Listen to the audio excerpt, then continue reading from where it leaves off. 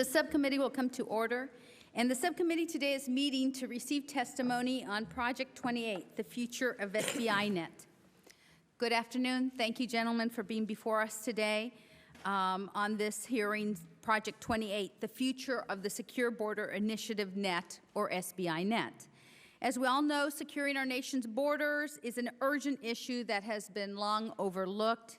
This subcommittee has been very concerned about the state of the American security and American border security and what needs to be done to improve it. In fact, this hearing is our 6th subcommittee hearing that has specifically focused on border security issues, and I'm sure that we'll continue to examine these issues closely, especially in the coming months as we see what's happening over on the other side of the Senate. Today's hearing is meant to be an update on the status of SBInet and on the plans of the next phases of implementation. The SBInet portion of the Secure Border Initiative is tasked with establishing a system of systems that utilizes surveillance, detection, command and control, intelligence, tactical infrastructure, communications, and information technology. There's no doubt that SBInet is a challenging initiative, and for that reason, we will be watching it closely to ensure that it improves our nation's border security and that it is a sound investment of our tax dollars. I'm looking forward to hearing about the progress on the construction of Project 28, the first infrastructure phase of SBInet, which I believe will be completed in the coming weeks. In addition, I'd like to know the plans and the timeline from the Border Patrol staff on Project 28, ensuring that Project 28 is fully integrated into the other systems and technologies that we have working for us on the border. It would be also useful to have a timeline and procedures by the Border Patrol and Customs Border Protection and Boeing to compile lessons learned on Project 28 and integrate any of those into the next phases of SBInet. I'm looking forward to the dialogue today. And I look forward to your testimony, and I'd like to thank our ranking member for continuing to be interested in this subject, and I look forward to continuing to work with you. And I will now yield for your opening statement. I thank Madam Chairwoman of our subcommittee for your continuing oversight of this important issue, and appreciate working together. It has been enjoyable, and hopefully we can continue to do so. Controlling our country's borders is an issue of sovereignty, and it's critical to our national security. In the United States, we have 2,000 miles of land border and thousands of miles along our coast where illegal aliens, criminal organizations, and others with illicit purposes seek to exploit the borders through illegally crossing or by coming through our ports of entry using fraudulent documents. There is no argument that hardening our borders is essential and achievable. While we do have disagreements within Congress on the best way to go about doing that, including how to implement the appropriate mix of physical infrastructure, technology, and people, I think we can all agree that security must move forward. A promise was made to the American people in 1986 with the passage of the last amnesty bill that our borders would be secured. The glaring failure to fulfill that promise leaves a nation with a much larger problem today at a time when we are also fighting a war against terrorist extremists. Even those of us who are favorable to resolving the status of those who currently are within the United States and increasing legal migration think that there is a growing number in Congress who agree that moving forward with a mass amnesty bill will divert resources away from securing the border just as it did in 1986, and could actually put the nation at greater risk with unreliable background checks and rampant use of fraudulent documents. The media markets in foreign countries, especially those in Mexico and Latin and South America, are advertising that Congress is looking at another amnesty, and I predict that we will see an increase in illegal entry for those trying to get into the U.S. before action is taken and the borders are hardened. I raise this issue to express my concern that the SBInet runs a risk of becoming a program that starts full of promise but fizzles out because the political winds change and resources are diverted. I'm afraid that this is what's happening with the U.S. Visit Program, another critical border security initiative that still does not have an exit system in place. Madam Chair, I hope that the subcommittee will hold a hearing in the future on this program as well. Specifically, regarding SBInet and Project 28, I understand from previous DHS testimony that the schedule for completing SBInet and gaining operational control over the borders is 2013, almost 6 years from now, for a price tag of about $8 billion. I hope to get additional insight today into this timeline, the milestones, what physical role infrastructure and fencing will play, and how all of the systems will work together. I'm concerned about the life cycle costs for SBInet and how technology will hold up to the elements and operational requirements in future years. According to DHS budget information, the $8 billion planned expenditure covers the program through 2011, but not through 2013 when the program is to be completed. I also want to know if models and testing have been done to estimate how the equipment will work in 10 to 20 years from now. We cannot have another acquisition program that delivers unreliable equipment and assets like we saw in the Deepwater 110-foot cutter conversion and the design flaws in the National Security Cutter that may limit the lifespan of the vessel. For the committee to conduct proper oversight over SBInet, we have to understand how DHS and Boeing intend to measure success for Project 28 in the larger SBInet program. Conventional wisdom in past tends to presume that as security measures are added to the 28 miles in Sassabee, Arizona, illegal traffic will move to other areas along the border. That being the case, it will be difficult to measure how successful the different aspects of Project 28 are in controlling the border. It's unclear to me what other performance measures are in place to gauge the costs and benefits of Project 28, and I hope the witnesses can provide greater clarity through their testimony. The stakes are high in the mission to secure our borders. This is not just an economic migrant issue. Communities across the United States are dealing with the ramifications of our porous borders, ranging from illegal drugs, growing violence, and illegal gang activity. This doesn't include the danger that terrorists are continually seeking ways to enter and remain in the United States. While statistics provided by the Border Patrol show that last year apprehensions of illegal aliens were down, our communities are seeing an influx of drugs. The retail price of cocaine fell by 11% from 2005 to 2006 to about $135 a gram of pure cocaine, according to U.S. drug czar John Walters. If the price of drugs is falling, it is generally because there is a surplus, and that means more are coming across our borders. Our borders are, in fact, not secure. This subcommittee has also received testimony about growing violence in border communities and against border agents. Yesterday, an article appeared in the Christian Science Monitor noting that, quote, attacks on agents since October rose 3% over the same period a year earlier. But in the Yuma sector of western Arizona, a hotbed of smuggling activity, they've jumped 56%. This increase in violence is one piece of evidence that our security efforts are having an impact, and in response, smugglers and illegal crossers are becoming more brazen and desperate. To accompany the testimony on the technical and physical security improvements under SBInet, we'll also ask the witnesses to speak about what is being done to prepare border agents for the increasing violence. Thank you, Madam Chair, for holding this hearing and for letting me give a long opening statement. And I would like to thank our witnesses for being here. Look forward to your testimony. I yield back. I thank my colleague from Indiana, and I think it's incredibly important what you were talking about with respect to the possible harm to our border agents and law enforcement personnel there. So, good opening statement. I now recognize the chairman of the full committee, the gentleman from Mississippi, Mr. Thompson, for an opening statement.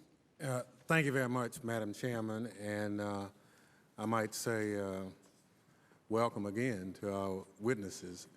Looks like we were together just yesterday. Madam Chairman, June 13, 2007 marks an important date for the SBInet program and for the Department of Homeland Security as a whole. On that date, Project 28 is scheduled to be fully operational, and we will begin to learn whether this $20 million initial investment is going to be a success. But more than that, we should start to better understand whether SBInet is the technology solution that will give us the results we've been looking and seeking all along, a more secure border. Unfortunately, SBInet is the third border technology program that the department has launched. We're told, however, that this time around the outcome will be very different, partially because the department has learned valuable lessons from previous mistakes. We hope that this is the case because the American taxpayer has spent more than $650 million and has waited more than 10 years for a successful Border Security Initiative technology program. If it is successful, Project 28 will finally give our Border Patrol agents the real-time situational awareness they need to take control of this 28-mile stretch of Arizona border, while also helping ensure the agent's safety. Like many of my colleagues, I'll be closely monitoring the rollout of Project 28 in the coming days and weeks and look forward to visiting the site in the near future. Of course, Project 28 is only the beginning of the SBInet program, and much more work remains to replicate similar technology across our borders. Therefore, the committee will continue to conduct vigorous oversight over Project 28 and the SBInet program in the coming months and beyond. Project 28 may well be the future of America's border security. Hopefully, we got it right this time, and I yield back. Thank you, Mr. Chairman. And I welcome our panel of witnesses. And I believe I'm told that there may be votes being called up in another 15 or 20 minutes. So what I would like to try to do is get through our witnesses, each of you having 5 minutes to testify. And hopefully they're wrong on the votes and we can get into asking some of the questions. And if not, we'll break for those votes and then come back. Our first witness, Chief Aguilar of the U.S. Border Patrol. We know all about you. I'm not going to put it, we'll put it into the record, all your background and everything. Our second witness, Mr. Gregory Giddens, Director of the Secure Border Initiative at the Department of Homeland Security. And our third and final witness, Mr. Jerry McElwee, is Vice President, SBInet Program Manager for Boeing. So welcome, gentlemen, and we'll start with the Chief for 5 minutes. Thank you. Good afternoon, Madam Chairwoman Sanchez, Ranking Member Souter, and Chairman Thompson, and other members of the committee that may walk in here in a little bit. It is a pleasure and an opportunity to be here with you this afternoon to share information with you and testify on one of the most, what I believe to be one of the most impacting initiatives that this country has ever undertaken towards getting operational control of our borders. I'd like to begin very quickly with talking to what I have talked about in the past, and that is a tremendous amount of forces that are impacting our borders both north and south, and that equates to the following: 1.1 million illegal aliens last year, 1.3 million pounds of narcotics that we apprehended last year. This is all Border Patrol specific. Approximately 108,000 OTMs, over 80,000 criminal aliens, and very importantly, the criminal organizations that are exploiting our borders both north and south in order to make use of our communities into and smuggling into the United States. In addition to that, of course, is something that we're all very interested in, is anybody having an affiliation or a nexus to a country that exports terrorism or directly affiliated with terrorism. Now, all of this is happening across our 6,000 miles of border, vast, rural, remote, urban areas of operation where we have operated historically. Past efforts that the Border Patrol has instituted against this border have, in the best way that I can capture it, been in a fragmented manner. And by that I mean the following: not that it was bad, but it was just fragmented. Too often in the past, we looked organizationally and as a government, I think, at applying a magic bullet. One piece of equipment, one solution to take care of the problem with our border. The difference today that we are going to talk about is going to be an integrated system that brings several pieces of technology, rudimentary and 21st century. Something as simple as a fence that will integrate with the technology that the integrator and SBInet will be bringing to the table that will give us, very simply, the following things in order to bring operational control to the border. And that is the ability to detect an entry, deter an entry, classify and identify what that illegal incursion is, it's from an all threats perspective, respond to it, and then bring it to the appropriate resolution as it relates to law enforcement. Is it an arrest? Is it a prosecution? Is it a deportation, a removal? Anything of that nature, all of those will be combined in this integrated systems approach that we are taking under SBInet. Now, very importantly is the right mix of resources. I've been asked this question several times. Is under this SBInet program, the right mix of resources will start with the operators. We will basically identify what the requirements are, and between SBInet and the integrator, we will identify the solution set to apply to that focused portion of the border that we are working on in order to get us that operational control capability that I spoke to just a second ago. Now, today as we speak, I don't want to ignore what I think is very important. We have already received unprecedented levels of resources as we continue to grow. We're on track to recruit, train, and hire a net 2,500 Border Patrol agents by the end of this fiscal year. Today, we sit at about 13,600 agents that are on board. Operation Jumpstart, up to 6,000 National Guard personnel currently deployed. We have ended catch and release, 70 miles of fence to be built this year, a commitment to build 225 miles next year.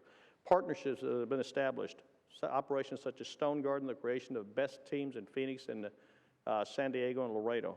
Operation Streamline that has been absolutely effective in Del Rio sector that has mitigated that flow down there to a level of about 68% less than what it was compared to last year.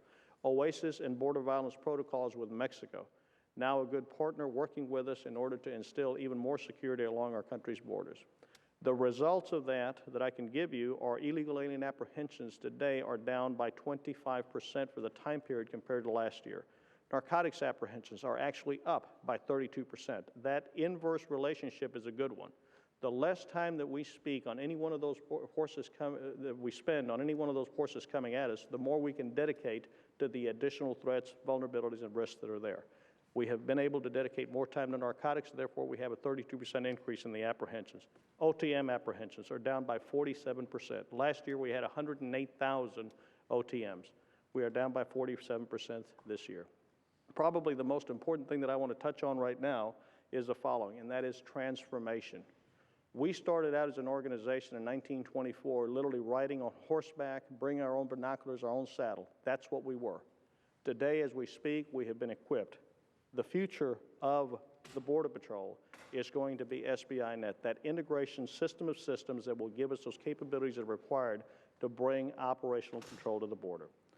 It is integrated. It is a system that is going to be deployed incrementally by risk management as to where we need to be focusing on vulnerabilities, threats, and risks. I think between the three of us, we'll be able to give you a very good picture of where we're going, and I thank the committee and look forward to any questions that you might have of us.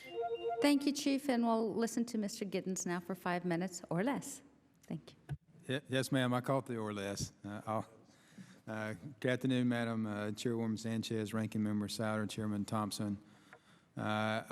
It's an honor to be here in front of you and an honor to be, frankly, at the table flanked on my left and right by both the Chief and Jerry. Given your familiarity with the SBInet and Project 28, I'll keep my remarks brief, but there were a couple of issues I would like to highlight. As you know, SBInet is intended to secure our physical borders by giving our agents and officers the tools, capabilities, capacities they need in order to detect illegal entries, be able to effectively and efficiently respond to those and bring them to a resolution. Now, while SBInet is an important part of that system, we recognize it is only one part in a comprehensive solution to solving border security, one that begins outside our borders and extends into the interior of the heartland. As outlined in our the department's secure border strategy, it is really one piece of that integrated strategy, the first being gain effective control of our border. SBInet is a long overdue tool. Certainly the open remarks were very hit home to us in that we have to get this right. It's been a long time coming, and now is the time that we need to deliver on border security. And we believe SBInet will do that. It will make the agents and officers more effective and efficient. It'll also improve their safety, and also it'll be able to reduce deaths in the desert because of the situation awareness that we'll be able to provide to the agents and officers in the field. Both our acquisition approach and the system we deliver, it does represent a departure from previous attempts. The Chief mentioned that. This is not a standalone buy different components. It is buy a system that is integrated from the beginning. We are beginning with the end in mind and providing a system that will provide operational utility. It is not just buying cameras or buying radars. It's buying a system that will function for the user. And the contractor, Boeing, is accountable to ensure that those components work together to provide just such a system that enables the Border Patrol agents and the CBP officers to do their job. The fielding of Project 28 is really our first deployment, our first step toward improved security on the nation's border through the SBInet technology solution. And in the coming weeks, Madam Chairman, as you mentioned, SBInet through Project 28 will become operational around the Sassabee Port of Entry, and it'll serve as a model. We appreciate your comments on lessons learned. We have a rigorous test program in that Boeing is executing now, and when we go live operationally, we'll have a test program that we will put the system through to ensure it meets the needs, but also to ensure we recognize what improvements we need to make as we go forward past Project 28. The project will provide the Border Patrol agents real-time situation awareness of both their assets and also provide the basis for integrated communications among CBP agents and officers.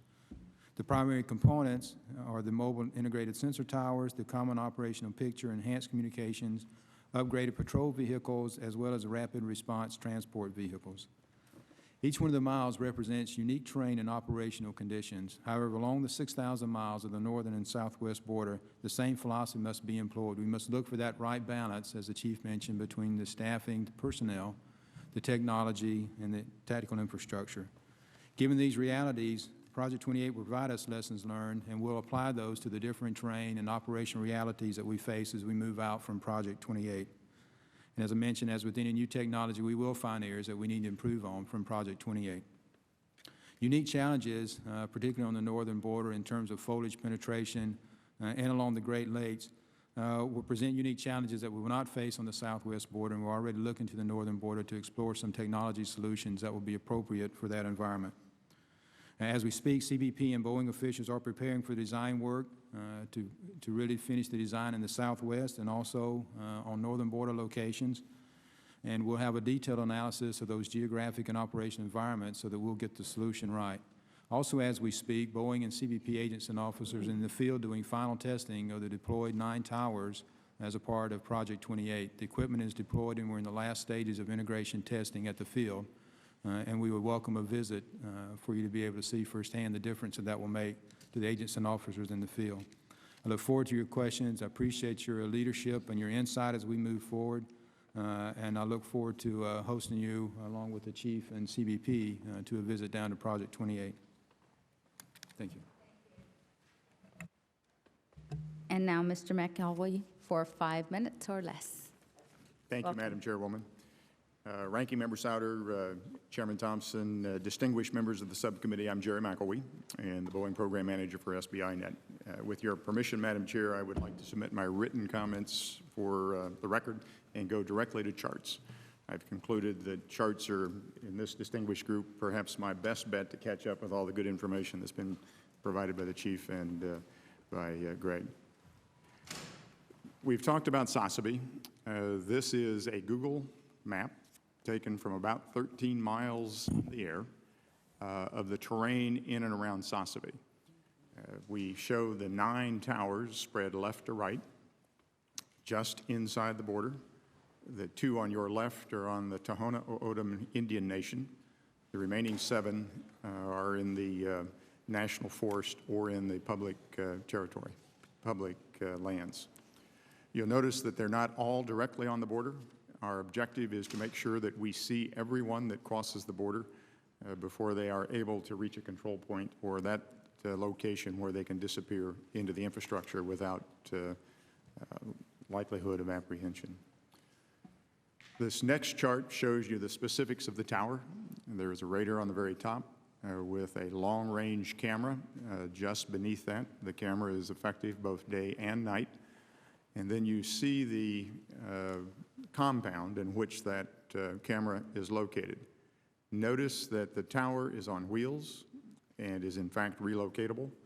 It is a few hours job to take it down, pull up stakes, load it on trucks, or the tank and the generator and the satellite antenna, and redeploy it to another location. We chose this approach because we thought it important that we have some flexibility as opposed to anchoring permanent towers in the terrain at this point. This next chart shows you the initial deployment of Tower 3. Tower 3 was in the middle of the chart or the Google map 2 charts earlier. It's a relatively straightforward process, and not a lot of training required by the men that do it, just experience in having done it a few times. We've had questions about what is the volume of noise associated with the generator, and it's actually much less than a lawnmower that you might hear on a Saturday morning. It is a propane generator as opposed to mogas or diesel, and as a consequence, it operates much more quietly than some of the others. You may notice there is a band around the base of the tower. That's to preclude people from climbing the tower. There is a ring around the tower above that brown band. That is local security cameras, lighting for its infrared lighting as opposed to the bright lights of daytime, plus a loud hailer. So if someone approaches the camera or the tower, you can see them at some distance and warn them away or get their identification for subsequent apprehension should you not be able to warn them away. This shows the control room at the Tucson station. It is a new facility that was there before we arrived, and we have moved the equipment for the SBInet control center there. What you see here are people working and doing the installation process, but that is installed operational now.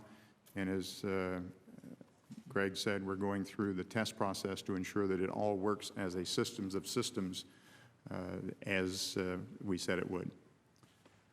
The last, this chart or photograph shows you what we've done to the vehicle modification so that operators, and I'm sure you know the Border Patrol agents are typically one officer per vehicle, and so we've set it up so that the driver is able to either mobile or at a halt, preferably for safety reasons at a halt, look at the situational awareness around him. From this laptop, when he is within line of sight of a tower, he can take control of the camera on the tower and scan left, right, zoom, pan, tilt, whatever direction he or she chooses to get personal assessment of the potential undocumented aliens that he or she may be apprehending. That is a significant reduction in risk, we think, for an agent to be able to see with his or her eyes what it is they're going to be encountering when they attempt to make an apprehension. The radio equipment that you see there was already installed. That's part of the original. The handset, telephone-like that you see to the right of the screen is an Iridium satellite phone that ensures that he has continuous communications wherever the agent happens to be. It was our experience in doing an examination of the Southwest desert that there are many locations that the existing communications that the agent has do not work. Shortage of relays, shortage of the distances are just so vast that it's difficult to cover all of that. The satellite phone will provide that backup capability. This next chart shows a buildup of the communications that is central to the entire system. This shows the mobile towers linked by satellite back to the station. The next flip shows the operator tying into the towers for communications and relay back to the station, as well as the vehicles. The third flip shows the overlay of the Iridium satellite system to ensure that they do in fact have continuous communications. And the final, or the next to final, shows the broadband control system between the vehicle and the tower when the agent wishes to take control of the tower to, or control of the camera on the tower to make sure that they are able to see what they're about to encounter. Final step are the unattended ground sensors that provide coverage for depressions or low points in the ground that you cannot get line of sight coverage. This last chart shows the analysis that we did. It is the same terrain, 28 miles there that we're covering. The circles that you see represent the coverage of the radar systems. The lines, wiggly lines going from south to north represent most likely trails that undocumented aliens would attempt to use to penetrate.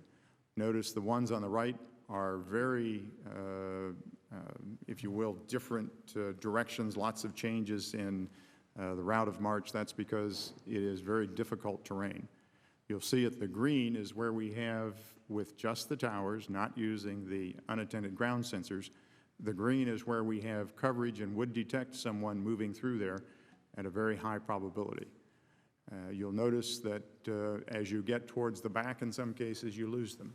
What we attempted to do in our initial deployment was provide coverage with both the radars and the cameras that would preclude anyone moving through that area without detection. Madam Chairwoman, that's my set of presentations. I'm sorry, which one? The one you have right now. Yes, ma'am. Thank you. Now be time to ask some questions, and each of the members will have 5 minutes, and I'll begin the questioning.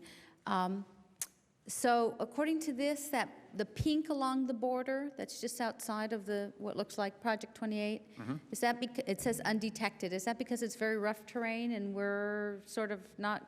Two reasons. It's outside of the coverage area, so if we were to cover that, we would move a tower further to the east. Second, it is rough terrain, and we would anticipate perhaps using unattended ground sensors. There are a large number of those deployed in the P-28 already, and that will be tied into the tower to cover the gaps that we have. So when you finish up Project 28, you're going to take the lessons learned from that, and you're going to go, I'm assuming, along the border in sections and try to apply the same different mix, but the same type of technology mix, if you will. And so those pink lines might be sensors or something of the sort, depending on what type of terrain it is. I wanted to show this to highlight the analysis that we do of the terrain in which we're operating. And as the Border Patrol will assure you, every mile of the border is different from every other mile. So we have to do the analysis to determine where the sensors go and how many layers of sensors we need for a particular piece of terrain. So you've sort of taken a look at it, you're putting in the mix, you're going to finish up Project 28, and then what type of training are the patrols who are going to be there have with respect to this? And have you started that training, or is it on-the-job training? What's the program for that? Yes, we started this morning. It is classroom training followed with training on the equipment and then continued training on the job. The agents in the vehicles, I think the requirement's we think it'll take about 4 hours of training to familiarize them with that. We incorporate those agents in our test plan that's underway now. The agents in the control center will require, we believe, a couple of days of training, and that will also continue with OJT afterwards. Mm-hmm. So once you finish the training and you think you've got the spots right, when would you say this would really be up and going operationally, 100%? We're going to be looking after the bad guys. 2 phases. We're going to declare initial operational capability, IOC, when we've completed all the testing and satisfied ourselves that we've corrected all of the faults or bugs that we find. And when do you think about approximate what date that might be? We're targeting the end of next week. Okay, and the second phase? That's followed after IOC. That's turned over then to the Border Patrol. They operate the equipment. And a month approximately later, there will be another test done by an independent agency, Communications Electronics Command, out of Fort Monmouth. They will come in and conduct another extended test with just the agents and the equipment to ensure that they're performing as expected. Thank you. Mr. Souter, for 5 minutes. I thank you. I'm going to actually, sometimes we say we're going to send questions and we don't get necessarily the questions there. I want to read into the record a couple of the questions I'd like back, and we can either do them, I'd like them then into the formal hearing record, but maybe have some follow-up. A couple of them relate to more to narcotics, but that's directly related to border question. The TAR system, are you still considering in SBInet using the 5 balloons, and do you have a recommendation of whether other 9 balloons? Because this isn't just land. What happens is these little planes pop over the top. That system sometimes works, sometimes doesn't. We all know that, but this is a layered border. And how are we handling the possible little air jumps that we've historically had? Secondly, and Mr. Aguilar, this would be more in your area, how do we explain that we're getting record seizures and the price of cocaine in the country is dropping, and use in emergency rooms aren't dropping? In other words, it's not clear demand has dropped, we're seizing more, and the price is low. This is really interesting challenge. All this comes across the border. We're not growing cocaine. There may be in meth other questions, heroin other questions, and Chair Lee, I'd like to suggest at some point we do a narcotics focus, because whether it's ports, whether it's the open areas, that clearly this is ours. It isn't just DHS directly. I mean, we have DEA there, we have Northcom there. El Paso has 7 different intelligence centers alone tracking things along the border. We have the Southwest HIDA to see how they're interrelating, because they're all going after people who are coming across.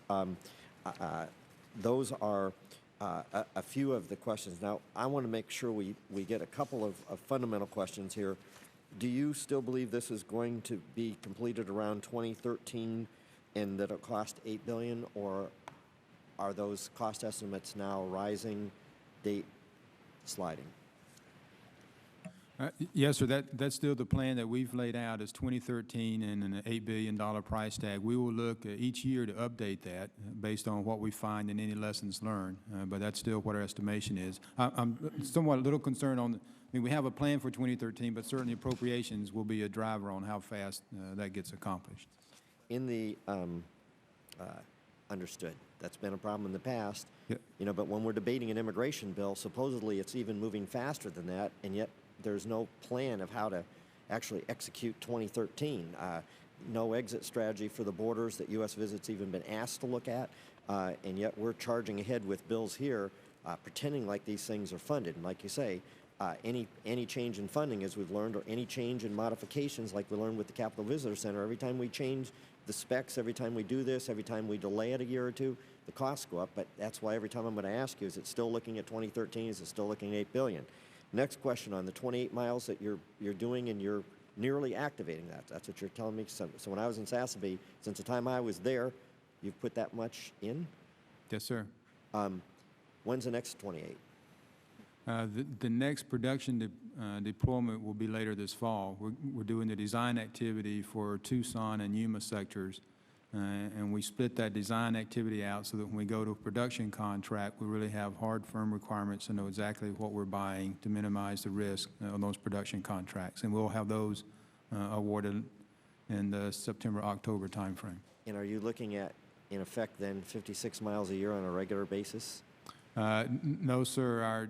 Our goal on the technology is to have, in fact, as you look at, we have 9 towers out now. We look to have 70 towers deployed and operational by the end of calendar year 08. Now I want to ask a couple questions on measurement.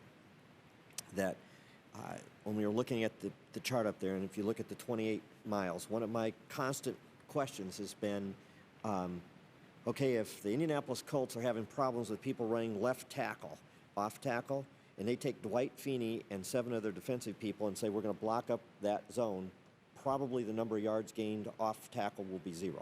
But they'll be running all over the field and passing all over the rest of the field.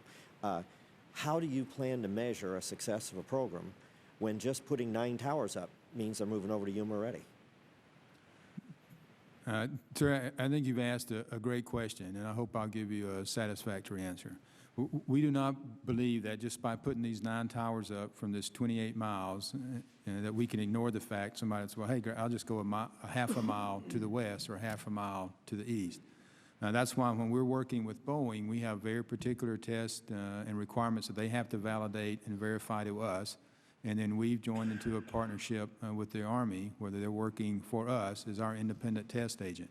So, let me ask, and you can, anything you can write additional, we'll go through and continue to talk. One of my questions here is that you're talking about whether the functional, and you can run sample people through, which is very important, functional. But one of the measures is how many things are actually getting through. And in reality, not that much is likely to come through here. And one of our challenges, and as opposed to a layered system, by concentrating to 28 miles and 20 miles, if you look to 2013, we'll be there, but between now and 2013, it's not clear how much we're going to adapt. In the model, and you don't have to answer this today, but I'd like to also hear answer the question, are you modeling in success beyond just functional, hey, the technology works, but in how the border is moving? Do you put unemployment statistics in? Do you put how an immigration bill, if people think they're going to get amnesty in? Are you measuring other variables, what's happening in Mexico, shifts inside their country? Because to know whether something's actually working beyond the technological working, which would be nice just to have the stuff work technologically. We've had that problem as well. Yes, sir. I'm not arguing against, hey, I'd like to know that that works. It's just that in the broader question, before we invest $8 billion, are we having an impact and potential impact? I wanted to see not only for this 128-mile stretch, but how you're analyzing the border as a whole. Go back. I recognize now the chairman of the full committee, Mr. Thompson. Thank you very much, Madam Chairman, and thank the witnesses for their testimony. I would, Mr. Giddens, maybe you can provide this for the committee. As you know, all of this work requires subcontracting plan. And if you would you get the subcontracting plan for Project 28 for us and see exactly how we came out? I'm interested in small business participation and minority business participation on it. yes, sir. The other thing I'm interested in is, given the terrain differential, the climate differential, Mr. McElwee, can you tell me how you plan to make the adjustments in technology so that exactly what we need will be available to us as we go forward? Yes, sir. We take something called the toolbox approach, and we've let a number of RFPs for the full range of cameras, radars, generators, towers, command and control systems, everything that we need to come up with a solution that will fit every segment of the border. That toolbox provides us a low price, volume discounts, if you will, so that we can, in fact, be prepared to deploy a solution as rapidly as we complete the designs and receive the funding to proceed. The toolbox items have a range of requirements. Frankly, many of the cameras and the radars come out of the Department of Defense or the military community, and they meet cold weather, hot weather, wind, sand, all the specifications that you would anticipate. With respect to, and I appreciate that, Mr. Giddens, have we resolved the issue of whether or not we have the internal staffing capacity to manage a project this size? Are we still going to have to rely more on outside contractors to manage it? Sir, we're still tracking on the plan that I had briefed to you, I think, last fall, and in fact, we're, I think, 4 or 6 government FTEs ahead than what our plan was. So we are right where that we believe we need to be at this point. We're still building to that end state of 270, and then looking in 08 to create a better balance of having more government employees than support contractors. But at this point, this day, we still have more outside contractors providing oversight on this project than we have full-time government employees.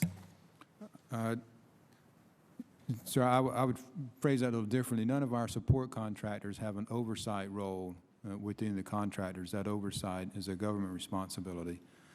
We do have at this time 9 more support contractors than we do government employees working in the program office, but the oversight is a government function, and the support contractors are doing support work. Yeah, but you understand where I'm headed? Yeah, yes, sir. At what point do you think we'll have more government employees who do this full-time in this capacity than we have contractors? I think it'll be in the January 08, February 08 timeframe. Our 08 budget has some FTE increases, and we'll start the recruitment actions for those, and you gave us some good ideas at the last time that you allowed us to come by and chat with you on recruitment venues and opportunities. So we'll start those recruitments and try to bring those folks as early on board as we can in 08, but that's when we'll reach that tipping point of having more government employees. And it's an in-state, sir, we share in common. Thank you.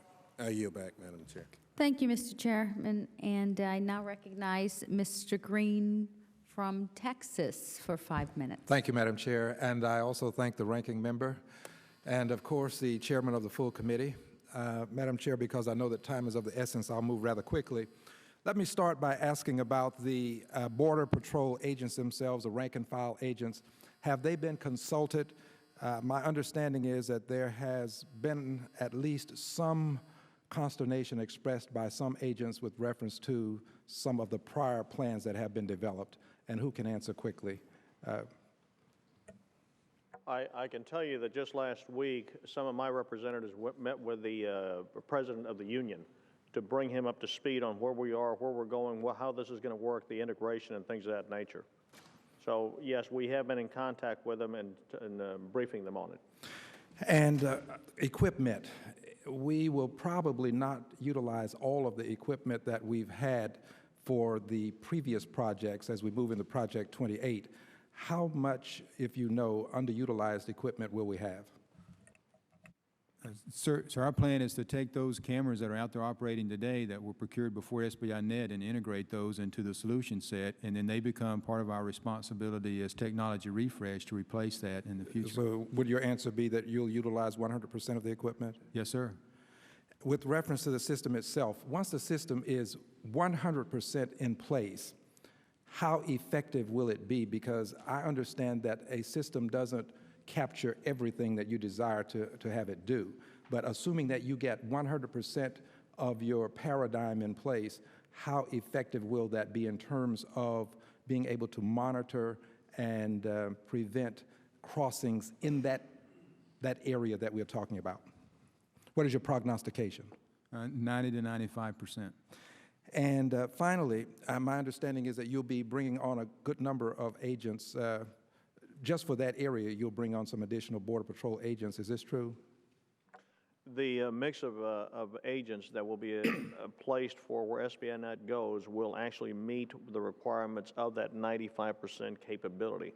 Our goal is that once it goes to 95% capability, we will see a spike in arrests, and then, if you will, we will teach the criminal element they can no longer use that part of the border.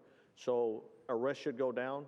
We then adjust the number of agents assigned to that and adjust to where they're going to be moving to. Well, let me broaden my vision for the purposes of talking about agents coming on board. You will be bringing on more agents at some point for the southern border. Oh, yes, sir. We're doing that now. All right, good. Now, if you would, explain to me what process you're utilizing so as to have a cross-section of representation within the neophytes that you will have. Very good question, and that's one of the things that we're looking at right now, the experience space that's out there and the experience space that needs to be teaching this transformation that we're going through. We are being very diligent in how we resource the sectors, the Border Patrol sectors and stations that are receiving or slated to receive the SBInet solution. On top of that, we are now rehiring annuitants, retired Border Patrol agents, that can bring in that high experience base that we're losing on an attrition basis. So those are the things that we're doing to ensure that there's a proper balance of experience with the incoming, very accelerated new hires that we're getting. And do you recruit at colleges and universities, Chief? Yes, sir. Yes, very much so. And how far inland do you come with your recruitment process? For example, do you come all the way to Houston, Texas, where we happen to have a university that I have a deep affinity and relationship with? Do you get that far into the... Yes, sir. We're throughout the United States. In fact, one of the most recent efforts that we did was on NASCAR. We are basically running a car right next to the National Guard, to the Marines, to the Army. That type of recruitment. So it's not to have you give me statistical information on every university. How many recruits have you actually brought in from Prairie View? How many from Texas Southern? I don't have those numbers, but we can probably get them for you. Would you kindly do this for me? Sure. All right. Thank you very much. And I yield back. Madam Chair, you've been generous with the time. Thank you. Well, and you were under your time, so that gives 5 minutes to Ms. Jackson Lee from Texas.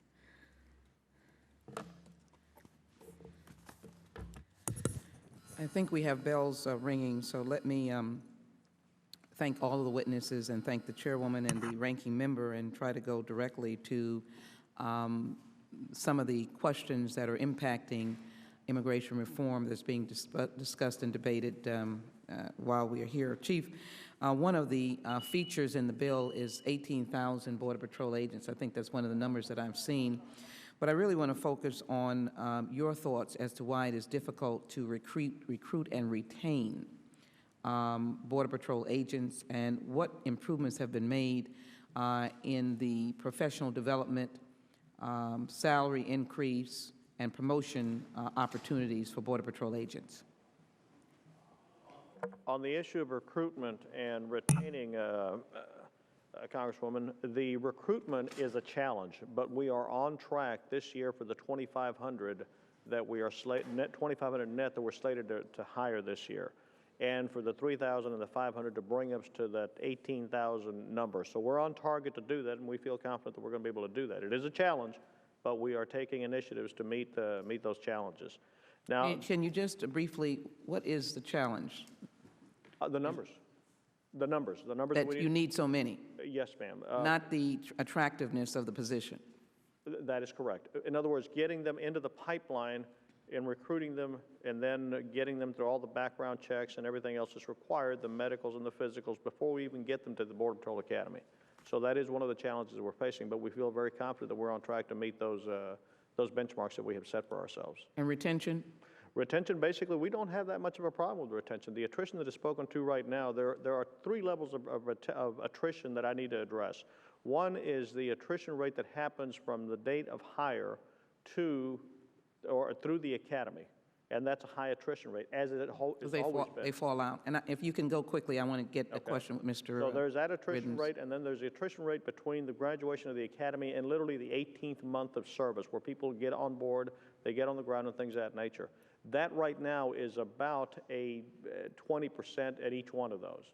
Once we get past the 18-month, the actual attrition rate for journeyman Border Patrol agents is only about 4 to 6%. That's a very good attrition rate. Are you happy with the professional development structure? Yes.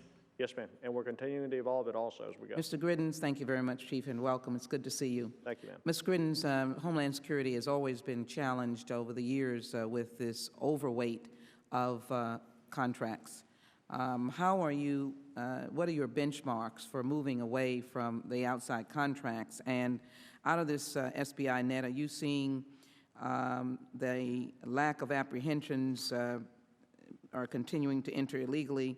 Are you seeing the lack of apprehensions because people are continuing to enter illegally, or because this program is working and it's deterring people from coming in? Yes, ma'am. One of the benchmarks that we used for SBInet is to really look at what are some of the core activities that we need to do within the government. For example, engineering. So we really established a very robust technical engineering group to make sure that we had a cognizant technical authority working the program. So that's one of the first benchmarks I think that we really took a different approach on with SBInet, to really go out and recruit government technical lead engineers and systems engineers. In response to your question about apprehensions, we believe that's as a result of increased efficiency from the Border Patrol, Operation Jumpstart, the ending of catch and release, so that OTMs are no longer just released in society, but they're actually returned to their home country. Because while we see apprehensions down, the other enforcement indicators, and the Chief may want to chime in, the other enforcement indicators such as counter-narcotics and others are on the increase. So we have increased enforcement activity, but still. So let me just, do you see a Project 28 going on and on and on and on, or do you see that being incorporated into the services of the Department of Homeland Security? I see it going on within CBP and becoming one of the linchpins, along with the staffing in. And using an outside contractor or doing it inside?